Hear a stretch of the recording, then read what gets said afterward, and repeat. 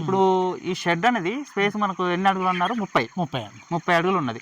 So ఈ గాలి రావడానికి అనుకూలంగా ఉంటుందా? మనకి ఎట్లా ఉంటుంది ఈ వాతావరణం అనేది? లోపల నుంచి బయట నుంచి లోపలికి గాలి రావడానికి అనుకూలంగా ఉంటుంది. ఇక్కడ పెట్టేసరికి 8 ఫీట్లు పెట్టుకున్నాం కదా, వెంటిలేషన్ కానీ అది కానీ బాగుంటుంది. ఇక్కడ మొత్తం ఈ షెడ్ హైట్ ఎంత ఉంటుంది అన్న? 12 ఫీట్లు ఉంటుంది. 12 ఫీట్ల వరకు మీరు హైట్ పెట్టేసారు. సైడ్ వచ్చేసి 8 ఫీట్లు పెట్టుకున్నారు. ఓకే, మొత్తం ఎంత అన్నారు? 270 ఫీట్ల పొడవు. ఓకే, 270 ఫీట్ల పొడవు, 30 ఫీట్ల వెడల్పు ఉన్నది. నెక్స్ట్ అదే విధంగా 12 ఫీట్ల వచ్చేసి పొడవు అనేది మన మధ్యలో స్తంభం ఉంది. నెక్స్ట్ సైడ్ పోల్ వచ్చేసి 8 ఫీట్స్ అనేది ఉంది అన్నట్టు. సో దీనివల్ల ఏంటంటే వెంటిలేషన్ కూడా బాగా, క్రాస్ వెంటిలేషన్ కూడా బాగా జరుగుతుంది. కాబట్టి ఆక్సిజన్ లెవెల్ అనేది షెడ్లో ఉండడం వల్ల మనకు అమ్మోనియా స్మెల్ కూడా, నేను ఇక్కడ చూసినంత వరకు అయితే ఏ పార్టీషన్లో అమ్మోనియా స్మెల్ అనేది కనిపించట్లేదు. అందువల్లనే కావచ్చు ఈ బర్డ్స్ అనేది చాలా నీట్గా ప్లస్ హెల్తీగా ఉన్నాయి.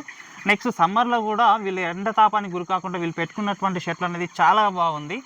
నెక్స్ట్ ఏంటంటే షెడ్ పైకి ఎక్కిచ్చేసి దానివల్ల ఏమవుతుందంటే మనకు ఎండాకాలంలో, వేసవి కాలంలో ఎండ తాపానికి గురి కాకుండా బర్డ్స్ అనేది స్ట్రెస్ బారిన పడకుండా చాలా బాగుంటాయి అన్నట్టు.